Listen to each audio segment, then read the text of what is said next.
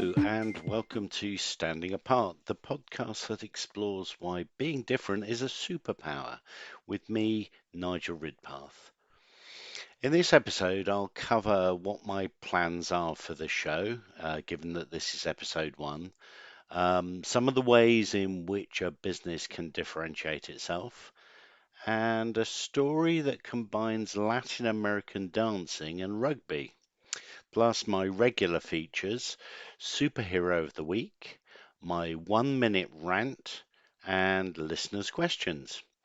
If you enjoy this episode, please subscribe, rate, and like it on your favorite podcast app. It really makes the world of difference. Thank you. Given that this is the first episode, I thought it might be a good idea to give you an idea of why I started this podcast in the first place, what the objectives for the podcast are, and the plans we have for the future.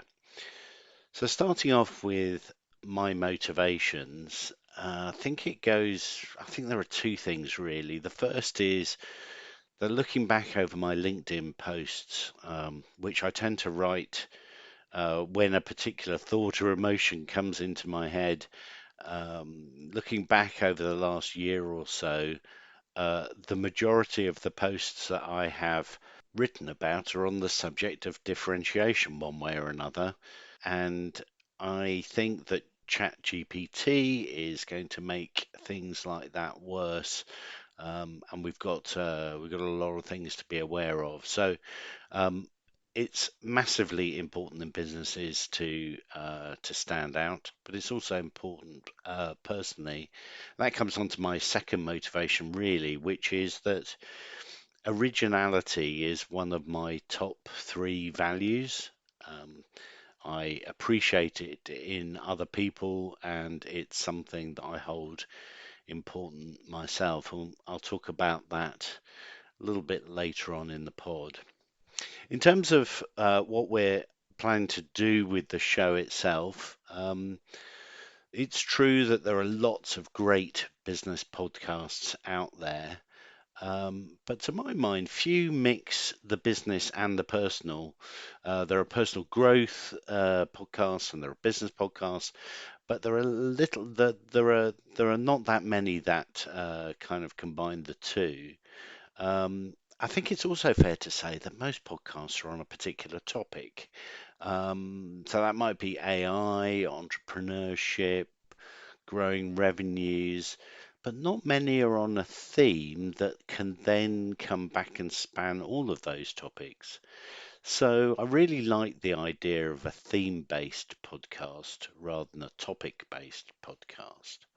So here we are with Standing Apart, which aims to combine standing apart in a business sense, also standing apart in a personal sense. In terms of the plans for the pod, um, I'm looking at releasing a new episode fortnightly on a Monday morning. And the podcast will include a number of regular features. We're going to trial out a few of them today, so watch out for those. And although the podcast is going to be primarily put together by me, I am looking to have occasional guests who have something really interesting and insightful to say on the topic of standing apart. There will be ways to support the pod as we grow, but the best thing you can do for the moment, and apologies, but you will hear this a few times from me, is to subscribe to the podcast, like it, and give us a great rating. And now it's time for our superhero of the week. Before each episode, I trawl the internet to find someone or a business that is doing an amazing job of standing apart. This week, it's Jaguar. The company's new promotional video posted on X and Instagram shows models dressed in a futuristic brightly covered outfits, walking in an alien-like landscape. Phrases including break molds, create exuberant, and copy nothing, that's my personal favourite, appear on screen as the figures pose next to pink rocks.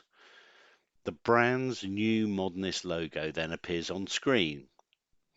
Now, I have to admit, having owned a couple of Jags over the year, cars I've always thoroughly enjoyed, but I think that their approach to the new world of an all-electric range, and let's face it, we're now nearly a quarter of the way through this particular century. Um, we can't really hark back to the image of Jags of the 60s, 70s, and 80s. I love the fact that they're being really bold and standing out from the crowd. Coming back to my point about businesses seeing so samey, I mean, look at car adverts these days. Neon lights, slightly damp streets with some person or other driving around the city. Yeah, they're all so samey. I love what Jaguar have done. Now, it remains to be seen whether this rebrand is successful, but full plaudits to them for doing something different. So, my superhero of the week goes somewhat surprisingly to a brand that might have been accused in the past of living in the age of the Battle of Britain and the Garrick Club, but it's Jaguar.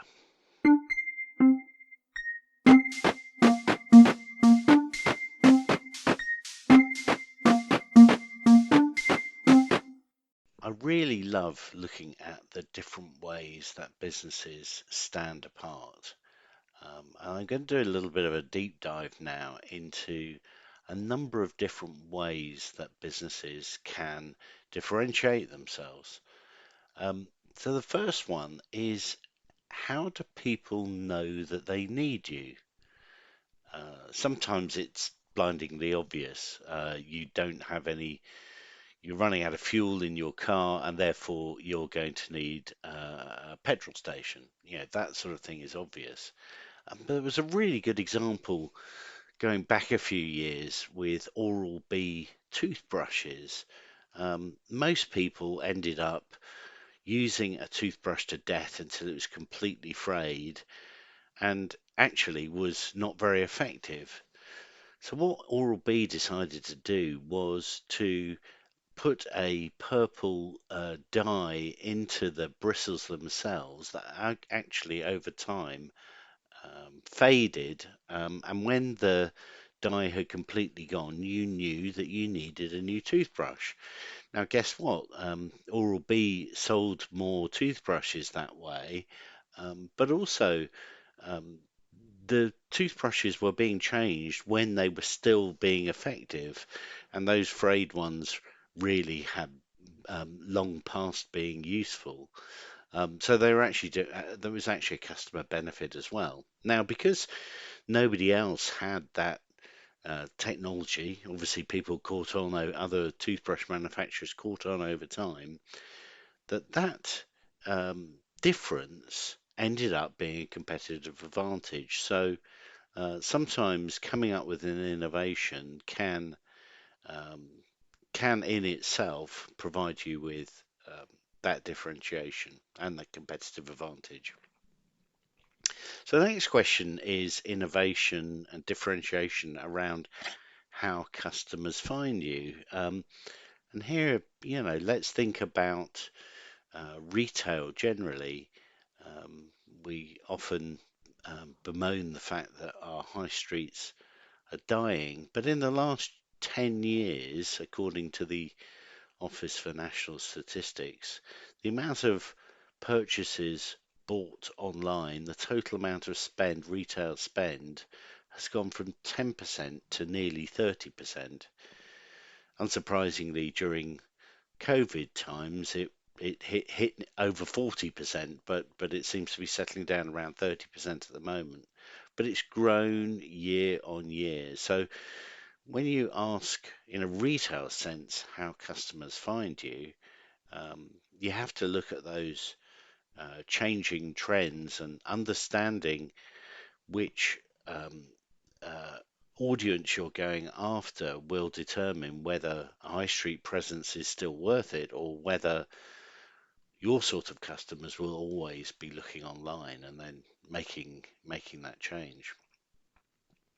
So another question to look at for a business in terms of differentiation is how do customers purchase your product or service? Is it something that they buy face to face? Is it something where they can just place an order and get the product immediately? When you think about your competitors, how could you make it easier for them, for your customers to buy than your competitors do? Um, and that in itself might provide a bit of crucial differentiation. The next one to look at is how your product or service is delivered. In my area of software services, we used to have teams embedded with clients. You might have 4 or 5 of your people sitting in a client's office full time, week after week, for months on end to get a project done. I really don't think there are many projects that are run like that these days. So, looking at how things are delivered is another way in which you can get some differentiation. Can you provide delivery of your product or service in installments? One of the things that I've always been very keen on is that even if it's a service that takes a long time to deliver a final product, how can you get to the point where your customers getting some value really early on? The next subject to look at is how your product is paid for. Is it paid for on a one-off basis? Is it paid for on a subscription basis? I've been interested recently in the rise of the over the last few years of the Klarna financial services product, where people can get to checkout and instead of having to pay for their TV or whatever it might be all in one go, they're given an option of at checkout of paying in some small number of interest-free payments or potentially over a longer period with some interest. Um, that has that financial services product has really taken off. Um, and it's also provide use of that product certainly in its early days was a way of offering differentiation against competitors. So you've sold something, you've sold your product or service, but what do you do to differentiate yourself in terms of what customers need help with post sale? I don't know whether you picked up an instruction manual recently for, I don't know, a vacuum cleaner or a new TV or whatever. For a start, it's the piece of paper that you'll get in the box is maybe only 8 pages long, and it's in 10 different languages in a font that even with Sherlock Holmes's magnifying glass, you wouldn't be able to read. These things are completely useless. Um, but there are ways in which it seems to me that you can really help customers um, to help themselves with your product post sale. Um, these days, it's really easy to get all that information that might be in a detailed instruction manual and provide a chatbot over it so that your customers can just ask natural language questions about what does this red button on the left do. Um, I'm a great fan of if I've got a new product that I'm trying to get to grips with, just finding YouTube videos on how to use a certain function or to get a quick start on it. But so many. So many businesses just let their customers stew, which doesn't seem a great way to differentiate yourself. The final area that I want to explore in this section is how do you update, upgrade, or replace your product? Now, most products have a lifetime. What innovative ways can you think of to update or upgrade your product? And when it comes to replacement, how do you make sure they come back to you? I had an example recently. Um, I had a finance deal on my BMW car, and I recently got a settlement figure from the finance company. Within 2 hours, the BMW dealership that I bought the car from rang me up to see if they could help me with a new BMW. So obviously they'd seen the trigger of me getting a finance valuation, and maybe I was in the market for a replacement, and they were absolutely on it in terms of making sure that they didn't miss that moment. The problem that I've seen uh, a lot in these areas of business differentiation is one of lip service. Um, One of the companies I've worked with claimed to offer verticalized IT solutions. Um, and this can be a really good thing. It can show that you're an expert in some area that your competitors might not be. But if you look on their website, they had 11 vertical industries that they worked with. Now, I'm sorry, but you can't be an expert and come across as an expert in 11 different vertical solutions. So, whatever you do, however you are looking at differentiating yourself by innovating in some of the areas that we've just discussed, make sure that it's not just lip service. The great thing about doing a podcast is that I get to offload. There are all sorts of things that wind us up, and each episode I get to have a rant. But in the interest of my well being, I limit myself to no more than 1 minute. So here is this week's 1 minute rant. Start the clock. So this week's is on writing engaging online content. I'm currently working on a bit of research around IT services companies' websites. There are some really good ones out there that lure me in with good writing, but to be frank, most don't.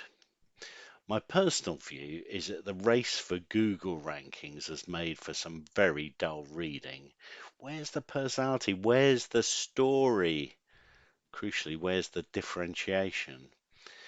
So I've got three personal bugbears that I see all the time. One is a variation on in today's fast paced or in today's ever changing. Oh, please give me a break. If you've got that on your website, delete it now, rewrite it. Some of my other personal bugbears are we're passionate about, or perhaps even worse, we work in partnership with our customers. Nobody talks like this, so why do we write this stuff? And if you think ChatGPT is going to help, think again, it's going to make it worse. I live with a former journalist, and she has made me realize how hard it is to turn a bunch of facts into a story. But one thing I have learned is it's a lot of fun trying to develop that skill. And last year I had the pleasure of working with incredible copywriter Amanda Graham, who taught me so much and made me realize how much more I've got to learn about engaging content. So, people, throw out your cliches and your platitudes. Tell stories in a way you might down the pub. If you can't do it yourself, hire real talent. It's out there, desperate to help you paint a grey world with vivid colours. Okay, stop the clock.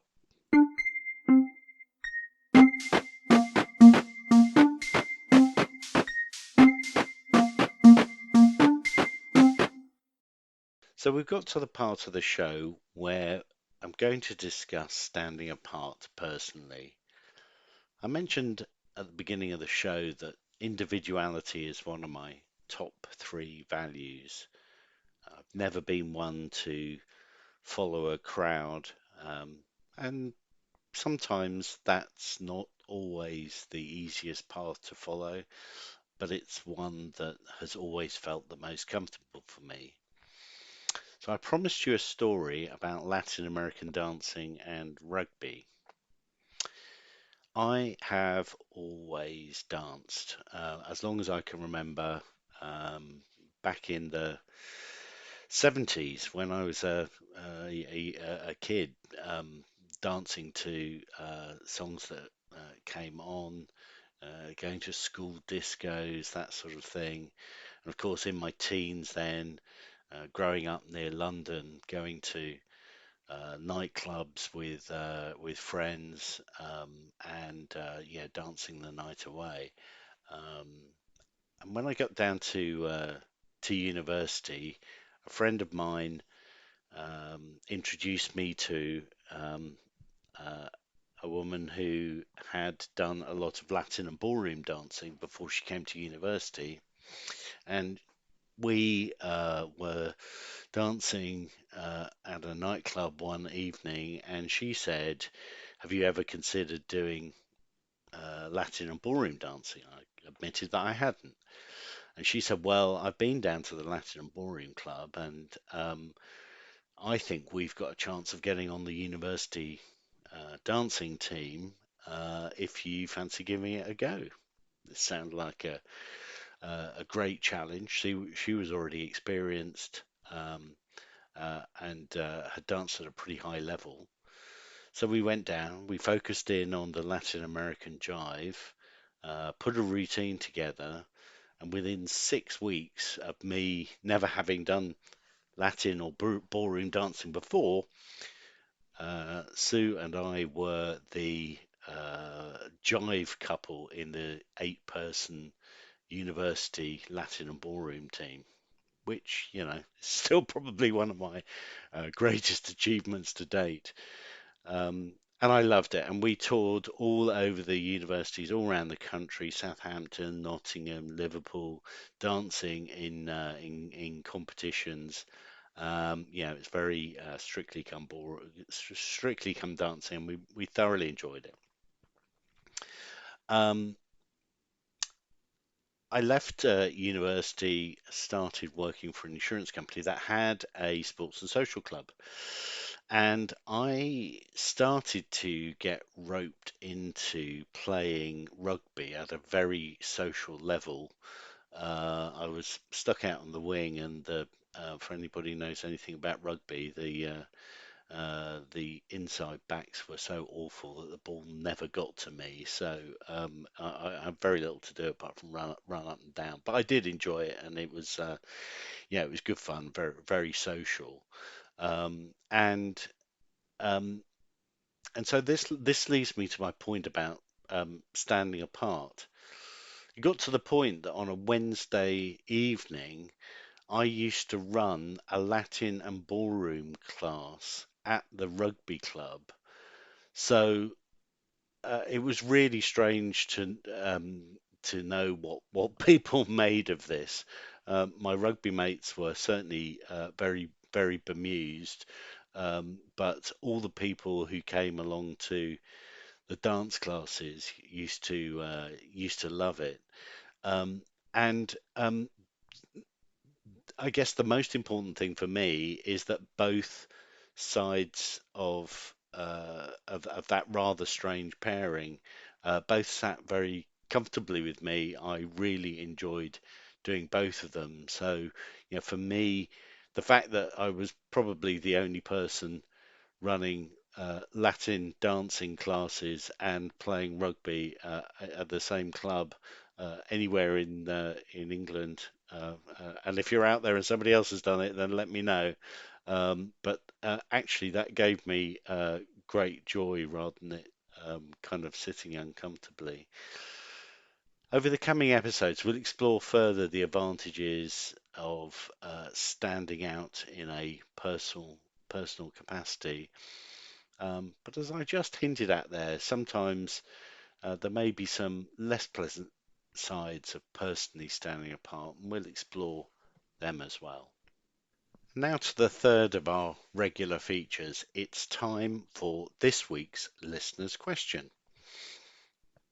Obviously, as this is the first episode, I haven't had any listeners yet, but I did put out the word on LinkedIn, and I've got a rather interesting question from a friend of mine, Stuart Hardman. Uh, is it best to present a business front or show your personality when first meeting people? So I think where I'd like to start with this is I've always been of the opinion that although we might not like to admit it, our brains are much closer to cavemen than we might want to admit. Um, and humans are very good at sniffing out authenticity.